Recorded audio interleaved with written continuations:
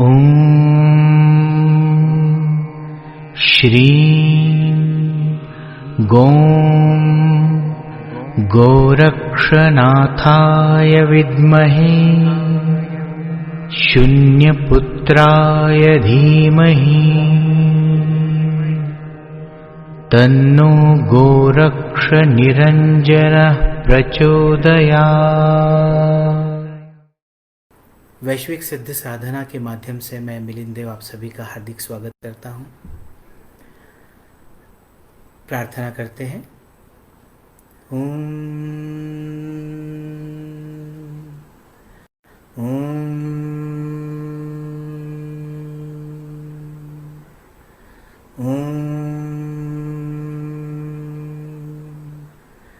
आदिनाथं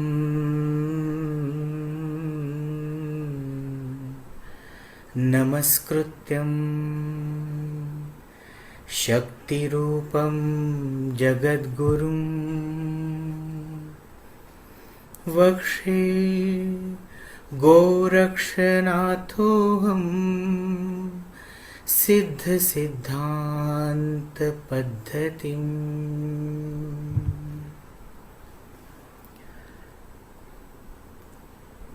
हमने अध्यात्म के बारे में सुना, अध्यात्म क्या है उसकी व्याख्या सुनी। नाथ जी ने जो उसके गहराई में अर्थ बताए वो सुने।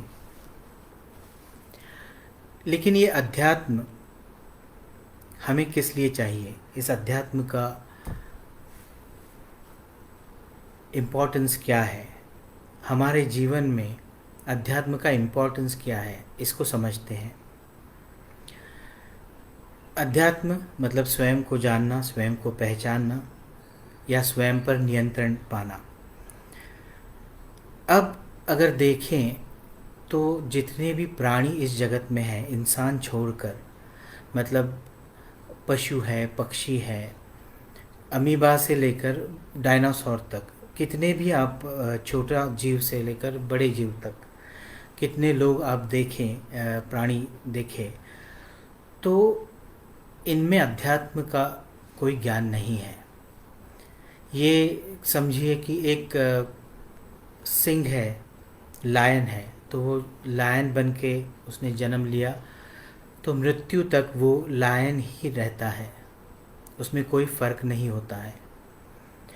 आप कोई भी प्राणी, पशु पक्षी ले लें, उनमें कोई भी परिवर्तन नहीं होता है। लेकिन इंसान ही एक ऐसा प्राणी इस जगत में है जो अपने सोच के बल पर, अध्यात्म के बल पर अपग्रेड हो सकता है और परम शक्ति, जिसे हम ईश्वर कहते हैं, भगवान कहते हैं, वो बन सकता है। जब इंसान जन्म लेता है तो इंसान बनकर इस शरीर को धारण करता है। लेकिन आप या तो डिग्रेड हो सकते हैं या तो अपग्रेड हो सकते हैं। अगर इसे देखें तो इंसान बनकर नहीं जी सकता है। अपने सोच के बल पर या तो वो नीचे चला जाता है या तो अपने अच्छी सोच के, डिवाइन सोच के माध्यम से वो ऊपर की ओर चला जाता है। तो इंसान ही एक ऐसा प्राणी है जो अध्यात्म को समझकर, उसके ज्ञान को पाकर, उस ज्ञान का बोध अंतर में जागृत करके, साधना के माध्यम से, गुरु की कृपा के माध्यम से अपने अंतिम लक्ष्य तक पहुंच सकता है। इसीलिए हमारे जो ऋषि मुनि हैं, उन्होंने इंसान के जन्म को बड़ा महत्व दिया। बहुत सोच समझ कर आप देखें, किसी भी ग्रंथ में इंसान का जन्म बहुत अमूल्य है, ऐसे कहा गया है। इसका कारण भी यही है कि डिवाइन सोच, दिव्य सोच के माध्यम से हम अपने भीतर जो ज्ञान है, परम ज्ञान है, उसे जागृत कर सकते हैं। जैसे मैंने कल कहा, परसों कहा कि मैं कौन हूँ, कहाँ से आया हूँ, मेरे जीवन का उद्देश्य क्या है। इन सारी बातों को समझने के लिए इंसान का जन्म लेना बहुत ज़रूरी है, क्योंकि सोच वहाँ पर बहुत ज़रूरी है। बाकी प्राणी अगर देखें, बाकी पशु पक्षी देखें, तो उनके जीवन का एक ही मकसद है, जीना। सुबह से लेकर रात तक सोने से पहले जितना भी उन्हें खाना मिले वो खा लेते हैं दिन भर में, और अपने जीवन को जितना अच्छा बना सके, जितना खुश रह सके, वो करने के लिए जो भी करना पड़ता है खुश रहने के लिए, दिन भर वो करते हैं। खुद किसी का भक्ष ना बने इसलिए बहुत डरे रहते हैं और स्वयं को बचाने की कोशिश करते हैं, और अपने भोजन के लिए किसी और को मार कर उसका शिकार करने के लिए उसके पीछे भागते रहते हैं। तो पशु पक्षियों प्राणियों का जन्म से लेकर मृत्यु तक एक यही चक्र होता है। आप देखोगे कभी कोई प्राणी बैठ के पुस्तक पढ़ रहा है, किसी ग्रंथ का अध्ययन कर रहा है, कोई पूजा पाठ कर रहा है, या ध्यान लगा रहा है, या जाप कर रहा है, ऐसे हमने कभी देखा नहीं होगा। क्योंकि हर योनि का, जैसे 84 लक्ष योनि कहा गया, उन सभी योनियों से इंसान छोड़कर बाकी योनियों में ये अध्यात्म को जानना और उसके माध्यम से अपने अंतिम लक्ष्य को पाना संभव ही नहीं है। इसीलिए अध्यात्म को इंसान के रूप में अगर हम आए हैं तो जानना और अपने अंतिम लक्ष्य तक पहुंचना बहुत ज़रूरी है। क्योंकि अभी आप मुझे सुन रहे हैं, समझने की कोशिश कर रहे हैं, नाथ जी ने जो साधना दी है वो भी आप करने की शायद कोशिश कर रहे हैं, लेकिन अगर ये सब नहीं कर रहे हैं या कोई भी साधना आप नहीं कर रहे हैं और सिर्फ भौतिक जीवन जी रहे हैं, तो हम में और पशुओं में कोई अंतर नहीं।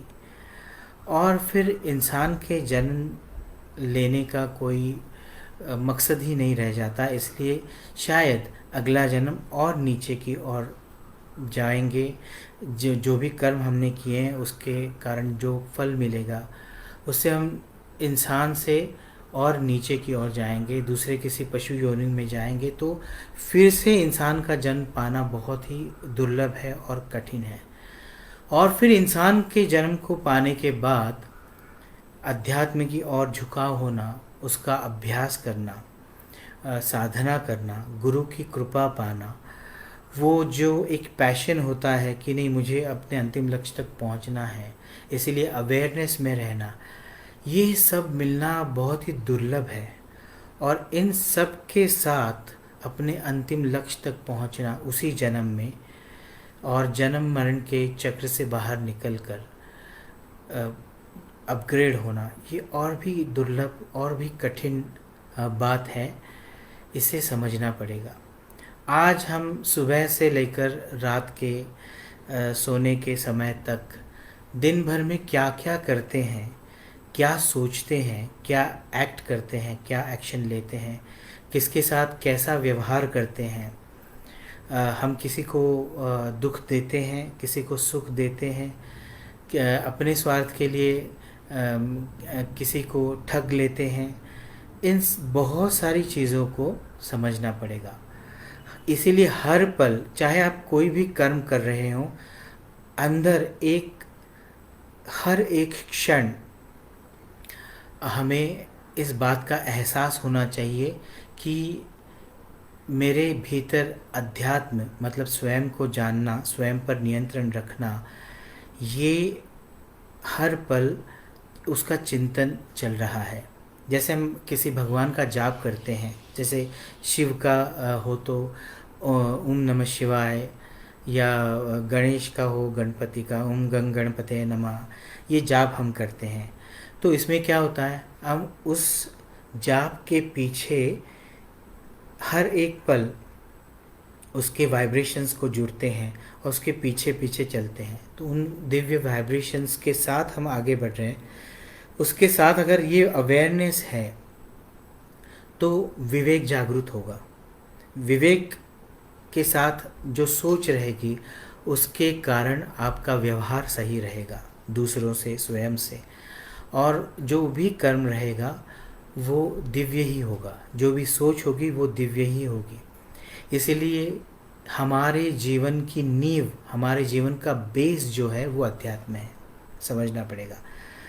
आपने, जैसे मैंने कहा कि कोई प्राणी अध्यात्म के बारे में सोच नहीं सकता, उसके साथ रह नहीं सकता, चिंतन नहीं कर सकता, क्योंकि उसे सिर्फ जीना है, जीना उसका मकसद है, और उसके लिए जो भी करना पड़ेगा वो करना उसका मकसद है।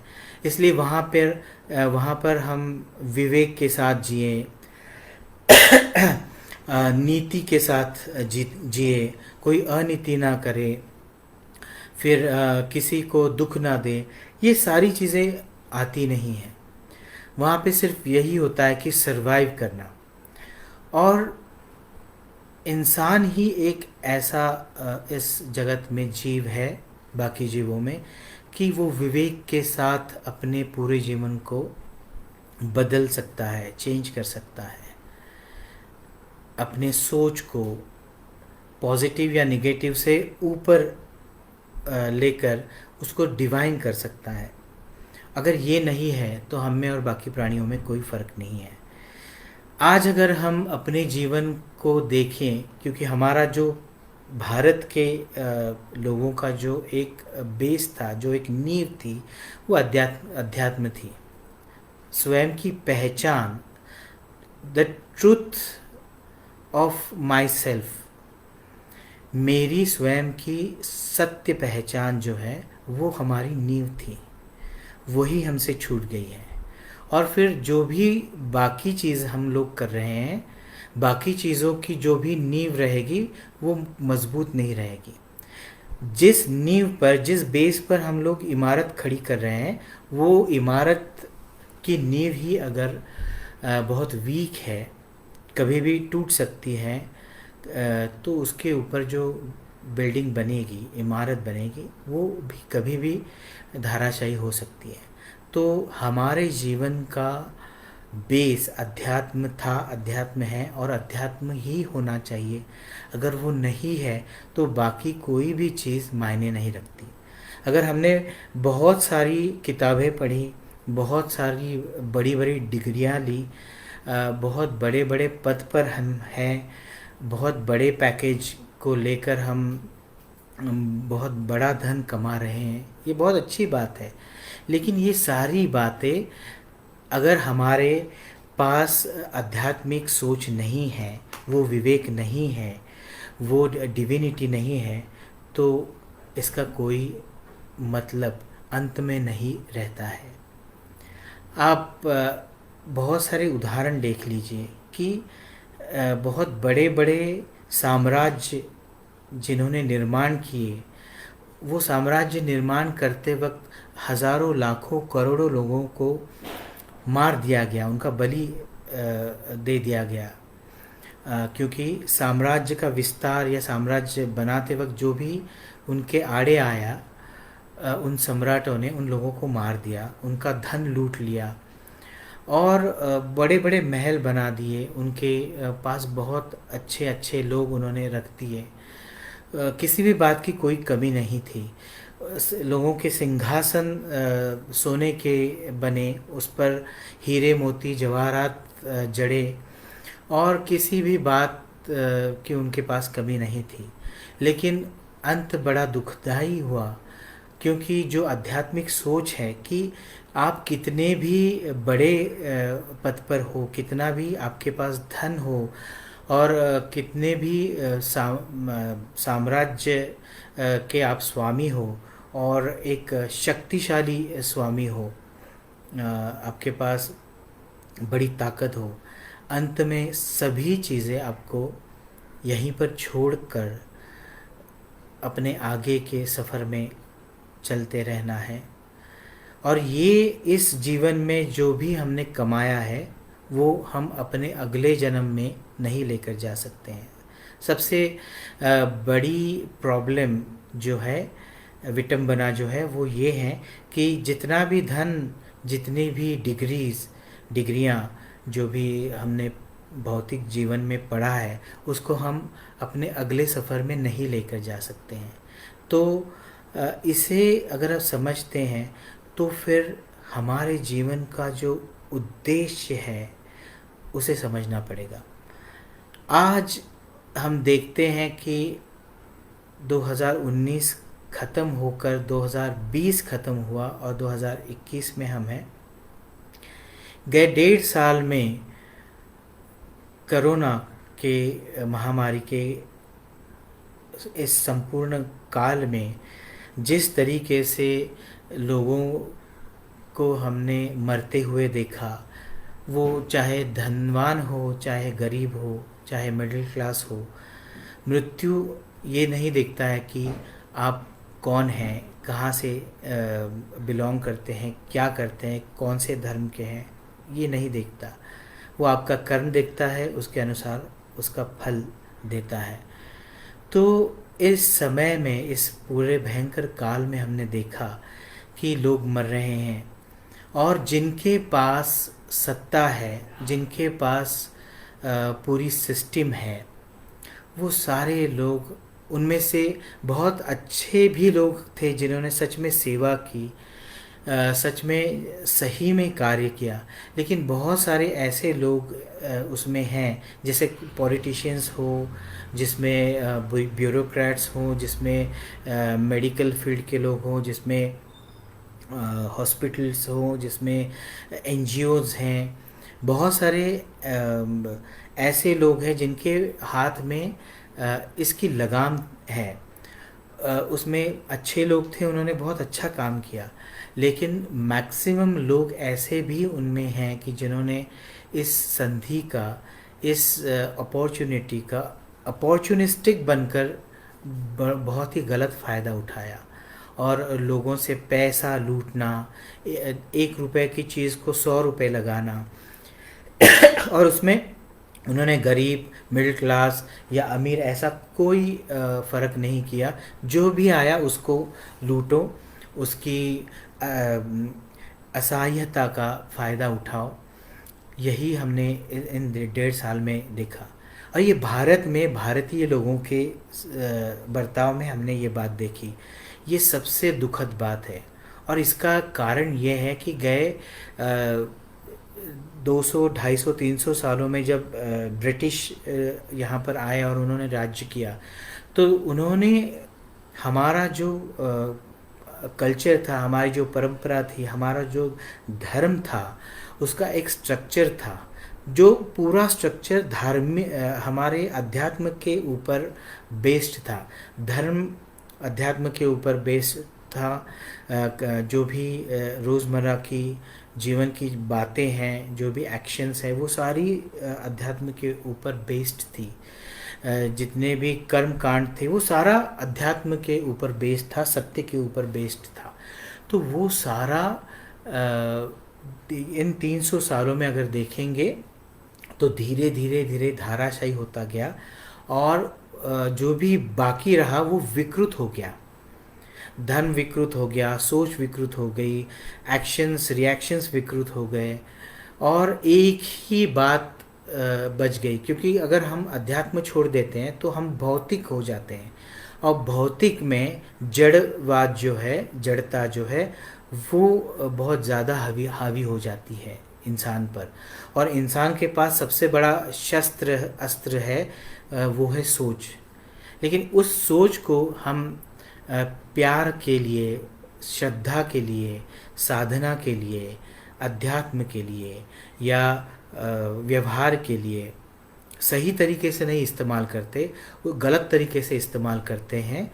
तो ये बहुत ही खतरनाक, बहुत ही भयंकर बात होती है और यही हम लोग बहुत सालों से देख रहे हैं। अभी जैसे मैं 50 साल से ऊपर मैंने ये सारा जगत देखा है, उसका अनुभव लिया है। आप में से किसी ने 25 साल, किसी ने 70 साल, कोई 80 साल का रहेगा। सब ने जो भी बदलाव है जो हमने गए सालों में देखे, उसमें एक बात बहुत ज़्यादा नोटिस की है कि पहले हम इंसान के गुणों को देखते थे, उसका व्यवहार देखते थे, और ना कि उसका बाहरी रूप देखते थे। समझो उसने धोती पहनी है या कच्छा पहना है या सिंपल सा कोई ड्रेस पहना है, और उसके पास बाकी कोई मटेरियलिस्टिक चीज़ नहीं है, लेकिन बहुत ही होशियार है, बहुत ही आध्यात्मिक है, बहुत इंटेलिजेंट है, तो उसका बड़ा महत्व होता था। लेकिन आज जब कोई इंसान हमारे पास आता है, मतलब ये अभी मैं मीडिया में ही 30 31 साल से काम कर रहा हूँ, इसलिए मैं इस ट्रांजिशन को भी देख रहा हूँ गए 15 20 सालों में, कि आप कौन सी गाड़ी लेकर आए हैं, आपने कौन सा मोबाइल खरीद लिया है, आपके पास ब्रांडेड मोबाइल है क्या, आपके जूते कौन से ब्रांड के हैं, आप कौन से ब्रांड के कपड़े पहनते हैं, आप कौन से ब्रांड का परफ्यूम लगा रहे हैं, आप इंग्लिश अच्छा बोल सकते हैं क्या नहीं। ये जो बाहरी ऊपरी चीज़ें हैं उनका महत्व ज़्यादा बढ़ गया। तो ये जो बदलाव है वो आंतरिक बदलाव है, बाहर का बदलाव नहीं है। आंतरिक सोच बदल गई, आध्यात्मिक सोच छोड़कर भौतिकवाद आ गया, भौतिक सोच आ गई इंसान के जीवन में, और हमारा सत्यानाश हो गया। और इतनी तरक्की हमने कर ली, किसी को 50,000 1 लाख या 1 करोड़ ऐसी सैलरी मंथली मिल रही है, बड़े बड़े पैकेजेस मिल रहे हैं, बड़े आलीशान मकान हैं उनके पास, 4 4 5 5 गाड़ियां हैं, बहुत बड़ा बैंक बैलेंस है। हर दिन वो एक डेस्टिनेशन से दूसरे डेस्टिनेशन जाते रहते हैं। ये सब बहुत बड़ी बड़ी बातें हो रही है, लेकिन they are full of stress. उनके जीवन में वो खुश नहीं है, उनके परिवार खुश नहीं है, डिवोर्स हो रहे हैं, झगड़े हो रहे हैं, नींद नहीं आ रही है। नींद आने के लिए, स्ट्रेस जाने के लिए व्यसनों का सहारा लेना पड़ रहा है। ये बहुत सारी बातें क्यों हो रही है? क्योंकि आध्यात्मिक बेस जो है वो हमारा छूट गया। हमने दूसरे कल्चर्स को अपनाया, दूसरे कल्चर्स की सोच को अपनाया, दूसरों के जीवन को अपनाया, और उसके साथ जो भी स्ट्रेस है, जो भी गलत चीज़ें हैं, वो भी हमारे पास आ गई। और हमारी जो नींव थी, हमारी जो बेस था हमारा, वो वीक हो गया। तो ये सारी चीज़ें हमारे जीवन में इतना महत्व रखती है, आध्यात्मिक बेस का होना। नहीं तो जो कुछ भी हम अभी कमा रहे हैं, अभी उसको सो कॉल्ड ऐश कर रहे हैं या एंटरटेनमेंट उससे हम लोग पा रहे हैं, धीरे धीरे उसमें से जब हमारा मन ऊब जाएगा तो मन खाली हो जाएगा, उसमें एक वैक्यूम क्रिएट हो जाएगा। होता ही है, हम लोग देखते हैं, और फिर वो डिप्रेशन से भर जाता है, क्योंकि वो भौतिक जड़ता है, भौतिकवाद जो है वो, उसमें जब कोई वैक्यूम क्रिएट होता है तो सिर्फ वो दुख से या डिप्रेशन से या गुस्से से या विकृति से ही वो वैक्यूम फील होती है। लेकिन जब आप साधना करते हैं, अध्यात्म से जुड़ते हैं, तो वो वहाँ पे जो वैक्यूम क्रिएट होती है वो ज्ञान से, बोध से फील होती है, भरी जाती है, और खुशी से, आत्मा आनंद से, परम आनंद से भरी जाती है वो वैक्यूम तो दोनों ही चीज़ों में क्रिएट होती है, भौतिक जीवन में भी क्रिएट होती है और आध्यात्मिक जीवन में भी। लेकिन दोनों वैक्यूम्स को भरने की जो प्रक्रिया है वो बिल्कुल अलग है। एक में सब निगेटिव, विकृत, अननेसेसरी ऐसी चीज़ें उसमें भरी पड़ती है, और दूसरे में डिविनिटी, आत्मानंद, परम आनंद, ये सारी चीज़ें उसमें भरी जाती हैं। तो अध्यात्म क्यों नेसेसरी है? कि हम जो भी काम कर रहे हैं इस भौतिक जगत में, जीवन के हर एक पल में जिस तरीके से हम लोग जीवन जी रहे हैं, उसको या तो अंत में दुख के साथ हम लोग ख़त्म करें उसको, या तो परम आनंद के साथ उसको ख़त्म करें, ये चॉइस हमें मिलती है। और इसमें अध्यात्म का रोल सबसे बड़ा है। इसलिए अध्यात्म क्या है? तो स्वयं को जानना, स्वयं को पहचानना और स्वयं पर नियंत्रण रखना, स्वयं के अपने सारे जो इमोशंस है उसको नियंत्रित रखना। इसके लिए विवेक बहुत ज़रूरी है। सोच जो भी होगी, जो भी घटनाएं घटेंगी, उसमें हम कैसे विचार करते हैं और जो भी सही सोच होगी, जो भी सही एक्शन लेनी है, वो सही एक्शन उस वक्त लेनी है। उसमें स्वार्थ नहीं होना चाहिए, परमार्थ ही होना चाहिए। मेरे साथ बाकी सभी जीवों के भलाई के लिए जो भी कदम उठाना है वो कदम उठाना है, और वो जीवन के हर एक क्षण में उठाना है। ये अध्यात्म सिखाता है। ये अगर हमने इस अध्यात्म को छोड़ दिया तो हम में और बाकी प्राणियों में कोई फ़र्क नहीं रहता।